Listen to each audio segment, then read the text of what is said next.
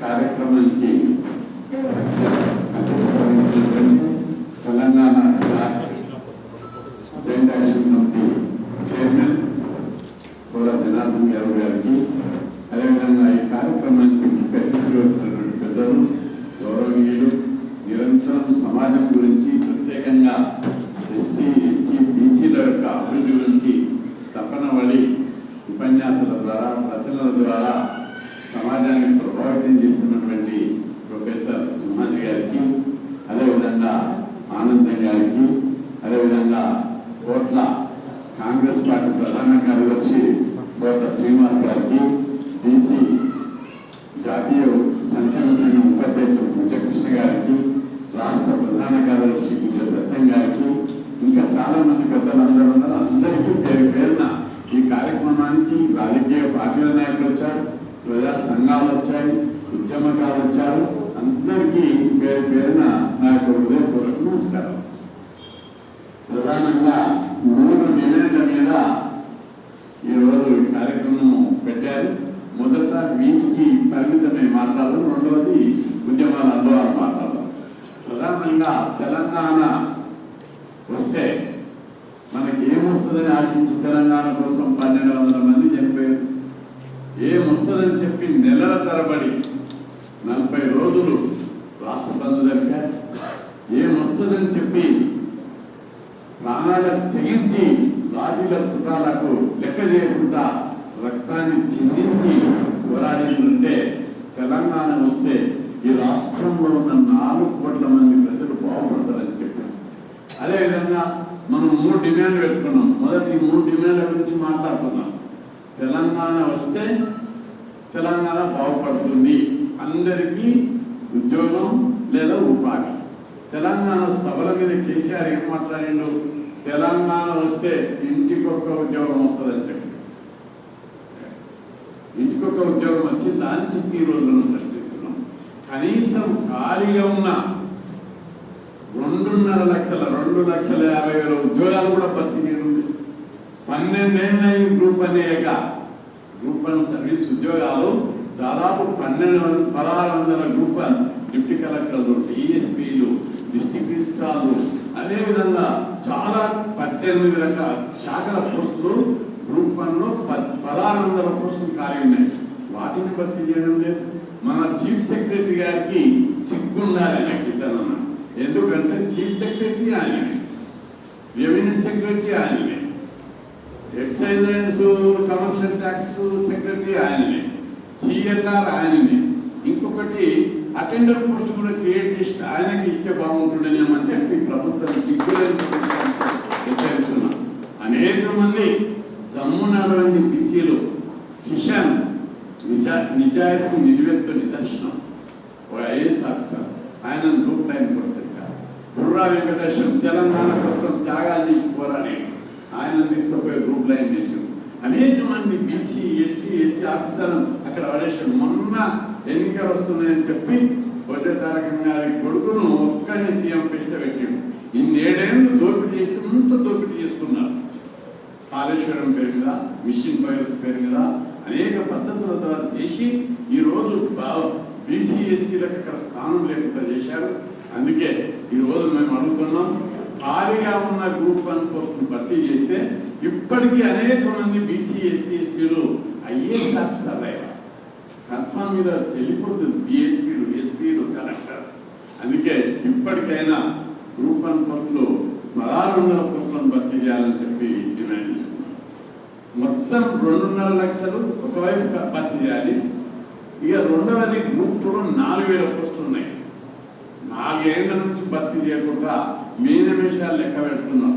వీళ్ళ కార్పొరేషన్ ఖాళీ ఉంటే నిమిషాల మీద, ఇంకో మంత్రి పదవి మనకు 18కి లిమిట్ అయ్యేప్పటికీ అట్లా తక్కువనే, కానీ 40 ఉన్నాయంటే 40, 50 ఉన్నాయంటే లేదు, లిమిట్ లేదు, మీ ఇష్టం ఉన్నది నింపుకోమంటే ఎంతమంది ఎమ్మెల్యేలు ఉన్నారో అన్ని మంత్రి పదవులు సృష్టిస్తున్నారు. ఈ చిక్కులైన వాళ్ళు ఇంటర్లకే ఏమన్నా పైసలు ఇస్తున్నారా? బడ్జెట్ అంతా రాష్ట్రాన్ని, ధనిక రాష్ట్రాన్ని, మిగులు బడ్జెట్ను మొత్తం లూటి చేయడం రాజకీయ నాయకులు. గతంలో లూటి చేసిన దొంగలు, బందిపోటు దొంగలు, గజ నిజాం సర్కార్ జమాన్లో కానీ ఆ తర్వాత చాలా రోజులు రాజకీయాలలో నీతివంతులు, నిజాయితీపరులు, అడ్వకేట్లు, మేధావులన్నీ రాజకీయ నాయకులు. ఇప్పుడు రాజకీయ నాయకులు భూకబ్జాదారులు, దొంగలు, చదువురానోళ్ళు, 10th ఫెయిల్ అయిన వాళ్ళు, ఈ విధంగా రాజకీయాలను ట్రస్ట్ పట్టించి రాజకీయాల్లో ఉన్నత ప్రమాణాలు పెరగాలి. రోజు రోజు క్వాలిటీ పెరగడం లేదు, తగ్గుకుంటూ వస్తుంది. మేధావులందరూ ఆలోచించాలి. ఆలోచన చేస్తే ఒక విప్లవం పుట్టుకురావాలి, రక్తం ఉప్పొంగాలి. మన జాతి ఎందుకు నిర్వీర్యమవుతుందో నాకు అర్థమైతే లేదు. నాకే అనిపిస్తుంది అప్పుడప్పుడు, అబ్బా నేను 20 ఏళ్ళు ఉంటే ఈ ప్రభుత్వాలన్నింటినీ, దోపిడిని, అక్రమాలను, అన్యాయాలను పోరాడి తెగించి పోరాడుతుంటే చెప్పారు. కోపం వస్తుంది. నేను ఒకప్పుడు నేను స్టూడెంట్ ఉన్నప్పుడు మళ్ళీ సపరేట్గా చెప్తా, అసెంబ్లీ మీద దాడి చేసిన 1978 పేపర్ తీయండి. ఆల్ ఇండియా ఒక ఏపీలోనే కాదు, ఆల్ ఇండియా పేపర్లని ఫ్రంట్ పేజ్ 1978 సెప్టెంబర్ 24 నుంచి 28 పేపర్ల మొత్తం అసెంబ్లీని తుప్పుగా వాళ్ళు వచ్చారు. 2 రోజులు అసెంబ్లీ నడలేదు, కుప్పలు పడ్డారు. ఎట్లా పోయినాం, ఎట్లా చేసినాం, అంత స్కెచ్ గీసి లోపలికి పోయి చేసినాం. ఇప్పుడు కూడా గట్లా ఏంటి చేతగానే పూర్వలంతా సెల్ ఫోన్ పెట్టుకొని ఏం చేయకుండా ఒట్టిగా సంభాషణ పెట్టుకొని పక్కిమాల సంభాషణ పెట్టుకుంటా యూత్ నిర్వీర్యమైపోతుంది. అందుకే ఈ యూత్ కూడా మనం ట్రైనింగ్ ఇవ్వాలి. ఒక్కరు తయారైతే 100 మంది తయారవుతారు. కాబట్టి ఆ దిశగా జనార్దన్ గారికి, ప్రొఫెసర్ శ్రీమాధి గారికి నేను ప్రత్యేకంగా చెప్తున్నా, యూత్లో లీడర్షిప్ క్వాలిటీస్ను మనం ఇంజెక్ట్ చేయకపోతే మనం తప్పనిసరిగా చేయవలసినటువంటి ఆవశ్యకత ఉంది. ఒక్కడు కాదు, 100 మంది 1000 మంది అవసరం లేదు. మాలో చైనా దోపిడి, పీడన, ఆకలితోటి నకనకలాడినటువంటి చైనా, కప్పలు తిన్నారు, పాములు తిన్నారు, పురుగులు తిన్నారు, ఏం దొరికితే తినటువంటి ఆకలి రాజ్యమైనటువంటి చైనాలో ఒక్క మావ ఉంటే మనకంటే 4 రెట్లకు బాగుండే చైనాను ఉద్యమ స్ఫూర్తి కలిగించి దోపిడీ లేనటువంటి, పీడన లేనటువంటి, వివక్షత లేనటువంటి, అసమానత లేనటువంటి ఒక గొప్ప సామ్రాజ్యాన్ని కమ్యూనిస్ట్ దేశంగా ప్రకటిస్తే ఈరోజు అమెరికా సవాల్ చేస్తుంది. చైనాలో పేదరికం లేదు, నిరుద్యోగం లేదు, అసమానత లేదు. ప్రతి ఒక్కరు ఎవరి పని వాడు చేసుకుంటారు, సుఖంగా సంతోషంగా బంగారు కట్టుకొని కాలంలో ఎవరిని వాడు ధైర్యం చేసుకుంటా ఉన్నారు. భారతదేశంలో మన చదువుంటే ఎట్లున్నది, ఒక్కొక్క దొర ఈ మధ్య తెలంగాణ వచ్చిన తర్వాత కొత్త దొరలు వచ్చారు, కొత్త పుస్తకాలు వచ్చారు, కొత్త వచ్చారు. అందుకే మనం ఈ మొదట ఉద్యోగాల విషయాన్ని మాట్లాడుతున్నాం. కాబట్టి గ్రూప్ 1, గ్రూప్ 2, గ్రూప్ 3, గ్రూప్ 4 అన్ని ఉద్యోగాలు భర్తీ చేయాలి. భర్తీ చేయడానికి కూడా యూత్ రాలేదు. నేను చాలా మీటింగ్లకు పోయినప్పుడు చెప్తున్నా, అదే నాయన నేను 1975 నుంచి కూడా ఉద్యోగాల గురించి పోరాడుతున్నాను. 73 నుంచి హాస్టళ్ల గురించి పోరాడుతున్నాను. 75 నుంచి నిరుద్యోగుల గురించి పోరాడుతున్నాను. అప్పటి నుంచి ఇప్పటిదాకా నేనే లీడ్ చేయాలా, మీరు నుంచి ఎవరు శాతం అయితే లేదా, మీరు ఉంటారా లేదా, పుట్టారా అని ఎంత చెప్పినా అన్న ఈ ఒక్కసారి మరోసారి మేము చేస్తామంటారు. అందుకే యూత్ లోపల కొత్త నాయకత్వాన్ని మనం తయారు చేయాలి. తెలంగాణ జైంట్ యాక్షన్ కమిటీ నుంచి ఆ స్పిరిట్ను ఆ కొత్త తరం లోపల తీసుకొచ్చి తెగించి పోరాడకపోతే ఎవరు ముందు ఉద్యమం రాదు. ప్రాణానికి భయపడి, డబ్బులకు భయపడి, అధికారానికి భయపడి, పోలీసులకు భయపడితే ఒక్క ఇంచు కూడా ముందుకు అన్నిటికీ తెగించేటటువంటి నాయకత్వాన్ని, తెగింపు నాయకత్వాన్ని మనం తయారు చేయవలసినటువంటి అవసరం ఉందని చెప్పి సందర్భంగా గుర్తు చేస్తూ, ప్రభుత్వం ఇంటికొక ఉద్యోగమేమో కానీ కనీసం ఖాళీగా ఉన్న 2.5 లక్షల ఉద్యోగాలు భర్తీ చేసే వరకు పెద్ద ఎత్తున ఉద్యమం చేపట్టాలని చెప్పి అందుకోసం పిలుపునిస్తున్నాను. ఇక 2వ పాయింట్కి వస్తే విద్య ఏమన్నారు కేసీఆర్, నేను తెలంగాణ వస్తే KG to PG ఉచిత విద్య అన్నాడు. మీరు అందరూ చూశారు, అసెంబ్లీలో గోల చేసినారు. KG to PG ఉచిత విద్య అన్నాం. మరి ఇంకా నారాయణ, శ్రీ చైతన్య, శ్రీ గాయత్రి, ఇంకొకటి వెలంలో వచ్చింది కొత్తది. ఇవన్నీ కొత్త కార్పొరేట్ కాలేజీలు వస్తున్నాయి. తెలంగాణలో ఉన్నప్పుడు 60,000, డే స్కాలర్కు 40,000-50,000 ఉన్నాయి. తెలంగాణ వచ్చిన తర్వాత 1,20,000 అయినాయి. రెసిడెన్షియల్కు తెలంగాణ రాకముందు 70,000 ఉన్నది, నాన్ రెసిడెన్షియల్ ఇప్పుడు 2 లక్షలు దాటింది. ఈ విధంగా అన్యాయం జరుగుతుంది. తెలంగాణ వచ్చిన తర్వాత వీళ్ళందరినీ కృష్ణానది తరిమి కొడతాను.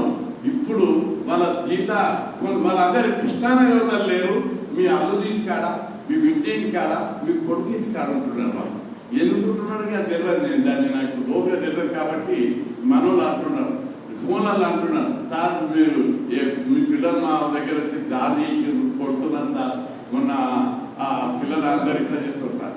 అందుకే ఈ కార్పొరేట్ కాలేజీ ఉన్న ప్రభుత్వ విద్యను ప్రజలకు ఉన్నత ప్రమాణాలతో అందించకపోతే ఇక ఈ విద్య అందకుండా అవుతాయి. తెలంగాణ వచ్చిన తర్వాత జరిగినటువంటి లోపాలు ఏంటి అంటే టీచర్ పోస్టులు భర్తీ చేస్తున్నారు. 7 ఏళ్ళన్నా దాదాపు 50,000కు పైగా టీచర్ పోస్టులు ఖాళీ ఉన్నాయి. 50,000 టీచర్ పోస్టులు ఖాళీ పోస్టులు భర్తీ చేస్తే ప్రభుత్వ పాఠశాలలు బలోపేతమైంది. మంచి విద్యా ప్రమాణాలు గల విద్యనిస్తారు. అవి స్కూల్ బిల్డింగ్లకు సున్నం వేసుకుంటే గంట కొట్టే అటెండర్ లేదు, ఆటలాడించే పీఈటీ 10,000 పోస్టులు పీఈటీ పోస్టులే ఖాళీ ఉన్నాయి. గీతలు బొమ్మలు గీసినటువంటి పిల్లలకు సృజనాత్మక శక్తి పెంపొందించే ప్రాపర్ డ్రాయింగ్ టీచర్లు లేదు. మరి టీసీ రాష్ట్రాలకు ఒక క్లర్క్ లేడు. ఇంత ఘోరంగా ప్రభుత్వ పాఠశాలలను తయారు చేశారు. మూత్రశాలలు లేవు, తాగునీళ్ళు లేవు. ప్రభుత్వ పాఠశాలలో పిల్లలు వస్తలేరు కాబట్టి మూసేస్తుందంటే మీ మంత్రులు పనిచేస్తలేరు కాబట్టి గవర్నమెంట్ కూడా మూసేసి రోజు వస్తుందని చెప్పి ఈ సందర్భం చెప్పారు. అన్ని చెయ్యకపోతే పిల్లలు రాకపోతే దానికి ఏం చేయాలి? పిల్లలు ఎందుకు వస్తలేరు? టీచర్లు లేరని పిల్లలు వస్తలేరు. నువ్వు టీచర్లను అపాయింట్ చేయించు, నీళ్లు పెట్టు, మౌలిక సదుపాయాలు కల్పించు, విద్యా ప్రమాణాలను పెంచు. అప్పుడు ఎందుకు పిల్లలు రావడం నేను చూస్తా. రెండవది ఇంగ్లీష్ మీడియం పెట్టు. పక్కన అక్కడ ఏం చేసిండు జగన్మోహన్ రెడ్డి చూసి సిగ్గు తెచ్చుకో. ఈ ప్రభుత్వం అని చెప్పి హెచ్చరిస్తున్నా. జగన్మోహన్ రెడ్డి ఇంగ్లీష్ మీడియం పెట్టాడు. కార్పొరేట్ కింద స్కూళ్ళకు సున్నాలు కాదు, కార్పొరేట్ బిల్డింగ్లు కూడా లేవు, అంత మంచిగా చేసి పెట్టారు. టీచర్లందరినీ అపాయింట్ చేశారు. మౌలిక సదుపాయాలు, ల్యాబులు, లైబ్రరీలు, డిజిటల్ క్లాసెస్లు, మొత్తం ప్రభుత్వ విద్యను మంచి ఉన్నత కోట్లు పెట్టి, అంతేకాదు అమ్మఒడి పథకం పెట్టి ప్రతి ఒక్కరు కూడా ప్రభుత్వ పాఠశాలలో చదివేటట్టు చేశారు. అక్కడ చదువు మీద పెట్టే పెట్టుబడి తప్ప ఎక్స్పెండిచర్ కాదండి. రేపు పిల్లలందరూ చదివితే రేపు ఉన్నత విద్యావంతులను చేస్తే డాక్టర్లు అవుతారు, ఇంజనీర్లు అవుతారు, మేధావులు అవుతారు, శాస్త్రవేత్తలు అవుతారు, ప్రపంచ మేధావులు తయారవుతారు. ఏ దేశం అయితే విద్యావంతులను చేసారో జపాన్ మనకి ఎగ్జాంపుల్. జపాన్లో 100 ఏళ్ల కిందనే 200 ఏళ్ల కింద నుంచి ఒక 10 ఏళ్ళు 20 ఏళ్ళు వాళ్ళు కంప్లీట్ విద్య మీద దృష్టి పెట్టారు. ఆ దేశంలో ప్రపంచంలోనే జపాన్ టెక్నాలజీ రోజు జపాన్ టెక్నాలజీ మనకు కాదంటే కొడతారు. జపాన్ టెక్నాలజీ వాచులు ఉన్నాయంటే ఏడున్నాయని అడుగుతారు. ఆ విధంగా జపాన్కు బ్రాండ్ చిక్కిపోయింది. టెక్నాలజీలో సూపర్ టెక్నాలజీ. భారతదేశం కారు ఉన్నారంటే అప్పు దీనికి ఒకరేమో రిపేర్లకే సరిపోమేమో అంటున్నాం. ఎందుకు? ఇక్కడ నాణ్యమైన విద్యను మనోళ్ళకి బోధిస్తలేరు. మేధావులందరూ ఎవరు? మనోళ్ళే. అమెరికాలో మన మేధావులే, ఇంగ్లాండ్ మన మేధావులే, ఆస్ట్రేలియా, కెనడా మన మేధావులే ఉన్నారు. ఇక్కడ ఈ ప్రభుత్వాల చేత కాకపోతే అక్కడ పంపారు. అందుకే ప్రభుత్వ పాఠశాలలను బలోపేతం చేయాలి, ఉన్నత విద్య ప్రమాణాలు నెలకొల్పాలి. ప్రభుత్వ పాఠశాలన్నింటి కార్పొరేటివ్ స్టైల్లో బిల్డింగ్. ఈ ప్రభుత్వం ఏం చేస్తుంది? ఇప్పుడు ప్రభుత్వ పాఠశాల టీచర్లను నియమించకుండా పిల్లలను టీచర్లు లేకపోతే పిల్లలు రాకపోతే స్కూల్ మూసేస్తే ప్రాపర్టీ అంత ఉంటుంది, అమ్ముకోవచ్చు. ఇప్పుడు ప్రభుత్వ భూములు అమ్ముకుంటున్నారు, రేపు గవర్నమెంట్ భూములు అమ్ముకుంటారు, రేపు ప్రభుత్వ హాస్పిటల్, ప్రైమరీ హెల్త్ సెంటర్ అమ్ముకుంటారు. గుట్టలు అమ్ముకుంటే అయితే అయిపోయింది. అదేవిధంగా నదులు ఒకటి పోయినాయి, నీళ్ళు ఒకటి పోయినాయి. ఈ విధంగా పంచభూతాలను కూడా అమ్ముకునేటటువంటి దుస్థితికి ఈ ప్రభుత్వాలు దిగదారడం నిజంగా క్షమించరానటువంటి నేరం అని చెప్పి ఈ ప్రభుత్వాలు కేవలం ట్రస్టీ, వాళ్ళకి అమ్ముకునే అధికారం కానీ దేనికి లేదు. మనం కూడా మన ప్రజల్ని కూడా ఎంత అప్రమత్తం చేయాలంటే ఈ మనోళ్ళు ఏమనుకుంటున్నారు?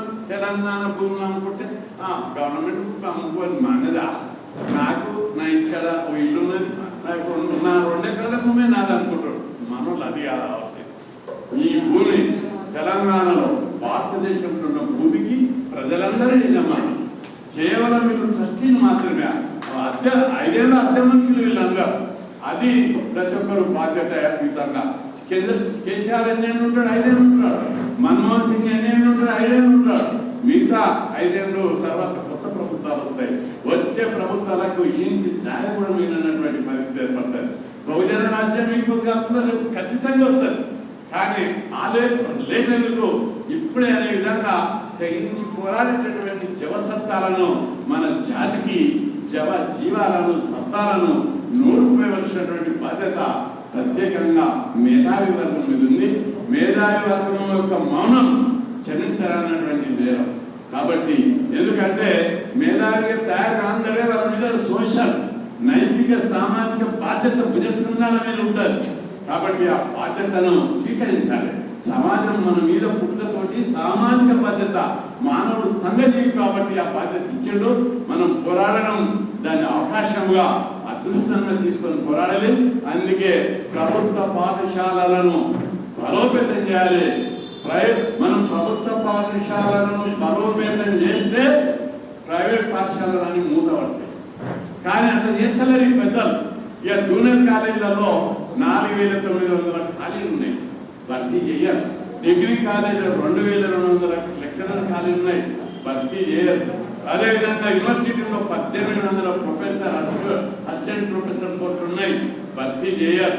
అంటే 2 లక్షలు రాష్ట్రంలో కాలిన 2.5 లక్షలు భర్తీ చేయం, గ్రూప్ 1 పోస్టులు భర్తీ చేయం, 50,000 టీచర్ పోస్టులు భర్తీ చేయం, లెక్చరర్ చేయం. 7 పాఠశాలల్లో 4,900 టీచర్ పోస్టులు పేరుకపోయినాయి. అక్కడ 10% కూడా లేదు. డైరెక్ట్ టీచర్ ట్రైనింగ్ స్కూళ్లలో 99% ఖాళీ వచ్చాయి ఉన్నాయి. ఈ విధంగా డిఓ పోస్టులు, డిప్యూటీ డిఓ పోస్టులు, మొత్తం విద్యా వ్యవస్థని ప్రభుత్వం నిర్వీర్యం చేసింది. విద్యా వ్యవస్థనే తన బాధ్యత నుంచి తప్పించుకుంటుంది. ఎక్సైజ్ విద్యా వ్యవస్థ మీద లేదు కానీ ఎక్సైజ్ మీద ఉన్నది. ఎక్సైజ్ లో రిక్రూట్మెంట్ ఎన్ని చేయాలి, కలెక్షన్ చేయాలి, కమర్షియల్ ట్యాక్స్ లో కలెక్షన్ చేయాలి. ఈ విధంగా మొత్తం ఈ ప్రభుత్వం ఎంతసేపు కలెక్షన్ మీద దృష్టి పెట్టింది తప్ప పైసలు ఈ రాష్ట్రంలో విద్యావంతులను చేస్తలేరు, తాగోతులను చేస్తారు ప్రజలను. కాబట్టి ఈ విషయం లోపల తెలంగాణ వచ్చిన ఆబ్జెక్టివ్ దెబ్బతింటుంది. కాబట్టి తెలంగాణ ఆబ్జెక్టివ్ అయినటువంటి వీటికొక ఉద్యోగం, ఉన్నత విద్యా పాఠశాల విద్యను బాగా ఉన్నతీకరణ చేయడం, ఈ విషయాల మీద ప్రతి ఒక్కరు దృష్టి పెట్టాల్సినటువంటి అవసరం ఉంది. మంచి సబ్జెక్ట్ తోటి జనార్దన్ కార్యక్రమం ఏర్పడేశాడు.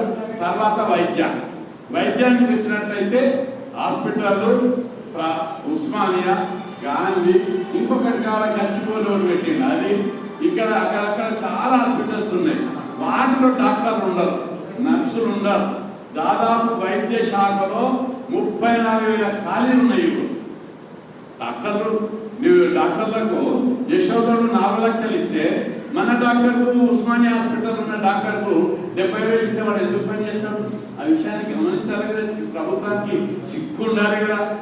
యశోదలు ఎంత తీసుకున్నారు? మన దగ్గర కూడా సూపర్ స్పెషాలిటీ డాక్టర్లను పెట్టి అమెరికా పోయిన వాళ్ళను, ఇంగ్లాండ్ ఉన్న వాళ్ళను, ఆ విదేశాలలో ఉన్న వాళ్ళను పిలిపియాలి.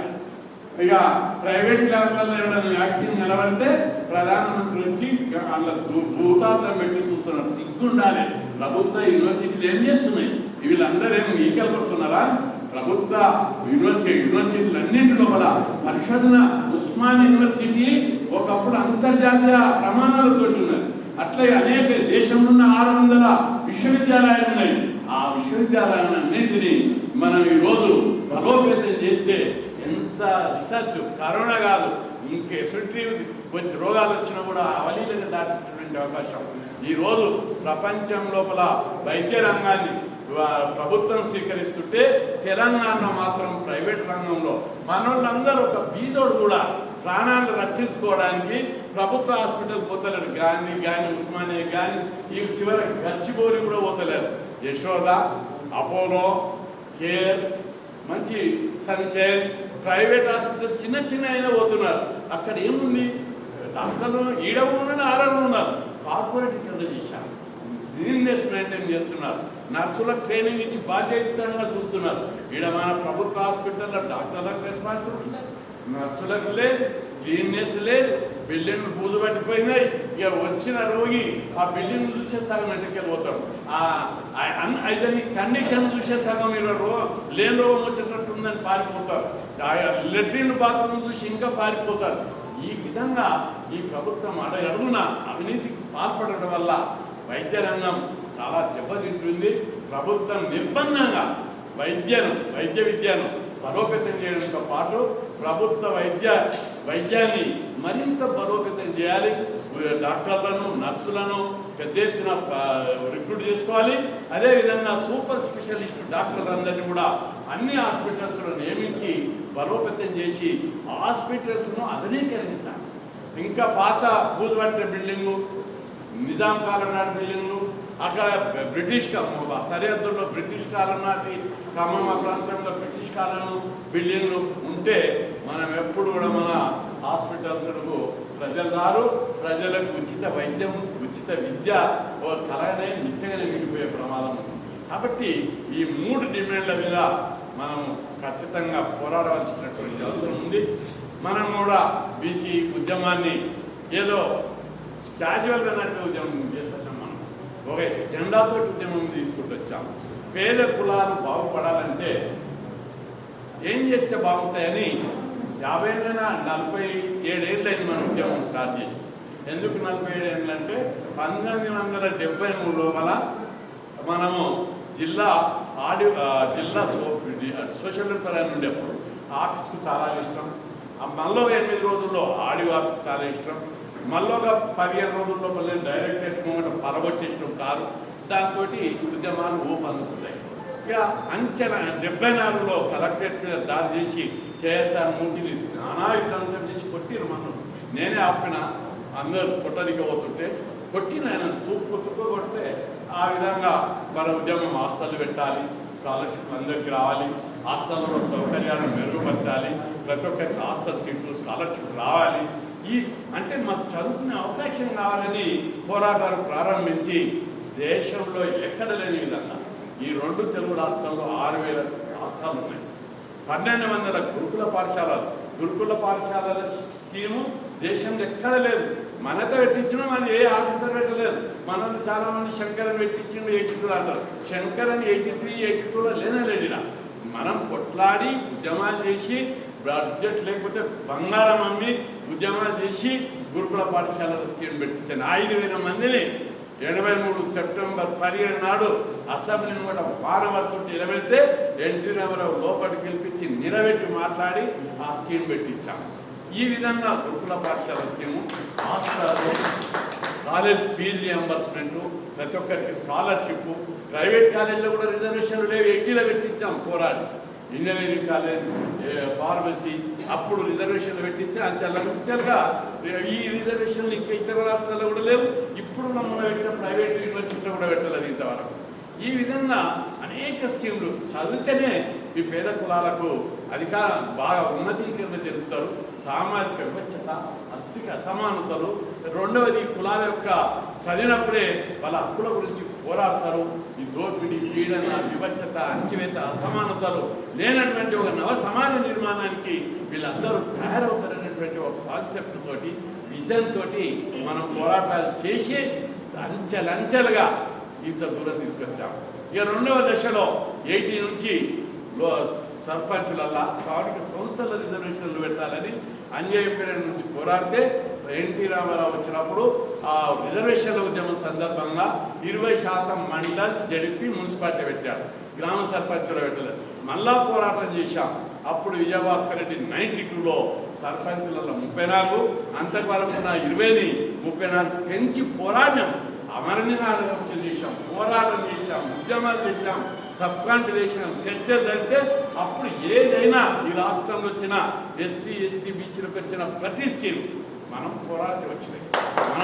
మన బీసీలు అంతేకాదు, ఎస్సీ, ఎస్టీ, బీసీలు అప్పుడు ఇంకా కమ్యూనిస్టు ఉద్యమం, విప్లవ సంస్థల ఉద్యమం బలోపేతం నుండి వాళ్ళందరూ కూడా జాయింట్ యాక్షన్ కమిటీ వేసి నన్ను చైర్మన్గా, కన్వీనర్గా పెట్టి మిలిటెంట్ ఉద్యమాలు చేశారు. డైరెక్టరేట్ను వరగొట్టడం, బీసీని అన్ని మిలిటెంట్ ఉద్యమాలు అవన్నీ నేను ఓ స్థాయి నుండి కొట్టిర్రు, తన్నిరు అని చెప్తే బాగుండదు. కాబట్టి ఇప్పుడు కొట్టుమని తనమని చెప్తలేము, కానీ మిలిటెంట్ ఉద్యమాలకు సిద్ధపడాలి యువత. మిలిటెంట్ ఉద్యమాలు చేస్తే తప్ప ఈ ప్రభుత్వాలు దిగిరావు. ఎందుకంటే భయం లేని ఎవడని ఇక్కడ భయపెట్టాలి వ్యవస్థ. ప్రభుత్వాలను భయపెడితేనే ప్రభుత్వం దిగొచ్చి మన వాట మనకి ఇవ్వడానికి వస్తుంది. ప్రధానమంత్రిని కూడా బెదిరిస్తే అప్పుడు అన్ని ఆలోచన చేసి కొన్ని డిమాండ్లు కేంద్రంలో వచ్చేసినాయి. కాబట్టి మనము మన పిల్లలకు కొద్దిగా ధైర్యాన్ని, నాయకత్వ లక్షణాలు నూరిపోతే ఎక్కడో ఒక దగ్గర తెలంగాణ ఉద్యమంలో ఒక్కనే ఎట్లా చచ్చిపోయారు. తెలంగాణ వస్తే కేసీఆర్ను సీఎం చేయాలని చచ్చిపోయారు వాళ్ళు. 1200 దాదాపు 1200 మంది చచ్చిపోయినా కొంతమంది పెట్రోల్ పోసుకొని రకరకాలుగా చచ్చిపోయారు. ఎందుకు చేసారు వాళ్ళందరూ?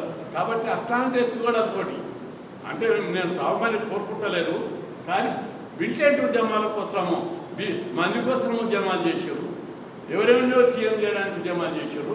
మన జాతి అభివృద్ధి కోసం, ప్రజల కోసం, ప్రజల అభివృద్ధి ఎజెండా కోసం ఉద్యమాలు చేయడానికి, తెగించి పోరాడడానికి ముందుకు రావాలి. అందుకే ముఖ్యమంత్రి గారు ఈ మధ్య దళిత బంధు అని పెట్టాడు. ఓకే, పెట్టు, మంచిగానే ఉంటాయి, పైసలు ఇస్తే మా వాళ్ళు ఎందుకు వద్దంటారు, పేదలు ఉంటారు, వాళ్ళకి పైసలు. ఇదే సమయంలో బీసీల బంధు, గిరిజన బంధు, మైనార్టీల బంధు కావాలన్నాం. అయితే నన్ను అడిగారు కొంచెం విలేకరులంతా, ఇది బడ్జెట్ సరిపోతుందా? దళిత బంధు కూడా బడ్జెట్ లేదు, కానీ బడ్జెట్ మన తెలుగు రాష్ట్రాల లోపల ప్రత్యేకంగా తెలంగాణ ఏర్పడ్డ తర్వాత 20,000 కోట్ల మిగులు బడ్జెట్, 4 లక్షల మిగులు బడ్జెట్ ఉన్నటువంటి ధనిక రాష్ట్రంలో 4 లక్షల కోట్ల అప్పు ఎందుకు చేసి ఎవరికి పోయిందని? మెగా కృష్ణారెడ్డి కోసం, జూపల్లి రామేశ్వరరావు కోసం, బడా కాంట్రాక్టర్ల కోసం చేసిరా?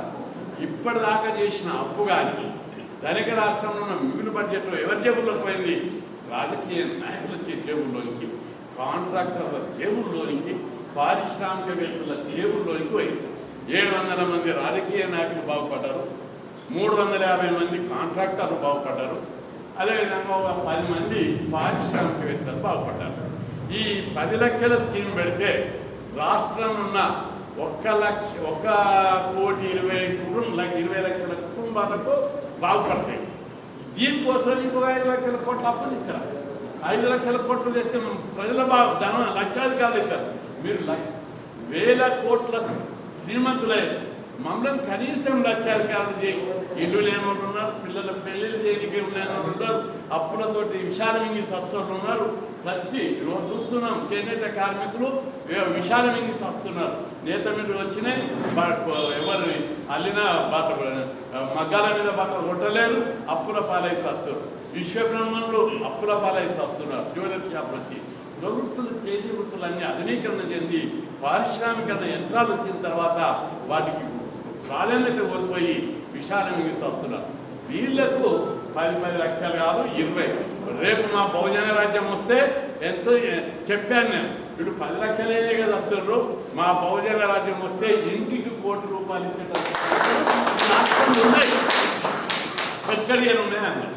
అంటే రాజకీయ నాయకుల దగ్గర ఒక్కొక్కరి దగ్గర 100 కోట్ల నుంచి, ఏ ఎమ్మెల్యే దగ్గర కూడా 100 కోట్ల తక్కువలేవు, 100 కోట్ల నుంచి 1,00,000 కోట్ల దాకా ఉన్నారు. ఇక జర పెద్ద నాయకులు అయితే 5 లక్షల కోట్ల దాకా కూడా ఎదిగిపోయారు. వాళ్ళ బడ్జెట్ గుంజుతారు లోపడే చూసుకోవాలి. పారిశ్రామికవేత్తలు, ఫార్మసీ ఆయన అంటున్నట్టు ఒక కాలేజీ ఫంక్షన్ పోయి నన్ను నీవు దావనే మా కాలేజ్ ఫంక్షన్ అడిగింది ఆయన. అంటే ఎవరెవరు వస్తున్నారా అంటే ఆర్ కృష్ణన్ వస్తున్నాడు, నన్ను అడగదే లేదు, ఆయన పిలుస్తున్నామని చెప్పాడు. ఆర్ కృష్ణని పిలుస్తున్నాం, నిన్ను పిలుస్తున్నామా? అవునాయా, ఆర్ కృష్ణయ్య గొప్పోడాయా? ఎందుకు సారా? నా దగ్గర 6 లక్షల కోట్ల ఆస్తులు ఉన్నాయి, నా ఫార్మసీ అన్ని భూములు విలువ అన్నీ కలిపి. కానీ నాకేం లాభం? కృష్ణయ్యకి ఏం లేకున్నా ఆయన గొప్పోడాయా? అంటే డబ్బులున్న గొప్పలు కాదు, మనం ప్రజల కోసం కొట్లాడుకోవడం గొప్పలమని మీ అందరూ గుర్తు చేస్తున్నాం. కాబట్టి అంటే ఒక ఫార్మసీ ఆయన దగ్గరనే 5 లక్షల కోట్ల ఆస్తి ఉన్నదంటే అసలు ఎంతమంది ఉన్నారో తెలుసా? 700 నుంచి 900 మంది ఉన్నారు. వాళ్ళ డబ్బు ఎన్ని లక్షల కోట్లు అవుతుందో మీరు ఒకసారి లెక్క పెట్టుకోండి. 50 లక్షల కోట్లు అవుతుందా? 70 లక్షల కోట్లు అవుతాయా? ఇంకా కోట్లలోనే లక్షలు అవుతాయా? కోట్లలో కోట్లు అవుతాయా? కాబట్టి ఒక్కొక్కరికి వాళ్ళ డబ్బాతో తీసుకొచ్చి పంచితే ఇంటికి ₹1,00,00,000 వస్తాయి. అందరూ వీళ్ళు లక్షాధికారులు చేయడానికి కదా వస్తున్నారు. రేపు బహుజన రాజ్యం వస్తే ప్రతి ఒక్కరికి తెలుగు రాష్ట్రాల్లో ఉన్నాడు కోటించడం లెక్క. కాబట్టి ఆ విధమైనటువంటి మనిషి స్వార్థజీవి. ప్రజలందరూ మనం ఇంత అనుభవాలు ఉన్నాయి ప్రజలై, మనం సిద్ధాంతపరంగా బోధ చేస్తూనే జరుగుతున్న అన్యాయాన్ని వాళ్ళకి విశదీకరిస్తూనే మనం వాళ్ళకి చెప్పాలి, మన రాజ్యం వస్తే ఏమొస్తుంది. స్వార్థపరుడు పేదరికం ఉన్నది, తప్పు పట్టడానికి వీల్లేదు. మనం అందరం పాజిటివ్గా తీసుకోవాలి. ఈ ప్రజలందరూ ఇంత చేస్తే కూడా వీళ్ళకి అర్థమైతే లేదు, వీళ్ళకి బుద్ధి లేదని తిట్టి లాభం లేదు. వాళ్ళకున్న లోపాలు, వాళ్ళకున్న వీక్ పాయింట్స్ గమనించి మనం దానికి తగ్గట్టు నాయకుడు అంటే ట్రెండ్ సెట్టర్ ఉండాలి తప్ప ట్రెండ్ ఎట్లుంటే అట్లుంటడం నాయకుడు కాదు. కాబట్టి మనం ట్రెండ్ సెట్టింగ్ చేయాలి. ఆ దిశగా ప్రజలందరినీ ఆ దిశగా మళ్ళించేటటువంటి కార్యక్రమానికి నాయకులు ఇంకా వేరే ఒక ప్రోగ్రాం సుధాకర్ గారు అయితే ఫోన్ చేస్తూనే ఉన్నాడు. బీసీ జనాభా మీద స్వభావం కూడా మీటింగ్ పెట్టిండు, అది పోయేది ఉంది. మళ్ళొక్కసారి తెలంగాణ ఏ ఒక్క ఆశయం కూడా నెరవేరలేదు. కాబట్టి జనార్దన్ గారు తీసుకున్న జనార్దన్ గారు పట్టుదలకు, కఠోర పరిశ్రమకు, మొండితనానికి, కఠోరైన భాషలో చెప్పాలంటే మొండితనంకు ఆయన ప్రతిరూపం. పట్టినంటే వదలడు. కాబట్టి అప్పుడు తెలంగాణ జాబ్ చేసి కోదండరాంను చైర్మన్ చేయడంలో ఆయన కీలక పాత్ర ఉన్నాయి. మీరు ఇప్పుడు మీరే చేయండి, మంచి తయారు చేసి మంచి ఈ ఉద్యమాన్ని ముందుకు తీసుకుపోయి తప్పనిసరిగా ఏ తెలంగాణ ఆశయ స్థితి కోసం అమరులైనరో వాళ్ళ ఆత్మలన్నీ ఈరోజు ఏడుస్తున్నాయి. 1500 మంది అరే నాయన మేము వస్తేనే మళ్ళీ ఇంకా అంతకంటే అధ్వానమైంది, ఆందోళన కంటే అధ్వానమైందని ఏడుస్తున్నారు. వాళ్ళ ఆత్మ ఘోషిస్తున్నాయి. వాళ్ళ ఆత్మ తృప్తి చెందాలంటే తప్పనిసరి ఆశయ స్థితి జరగాలి.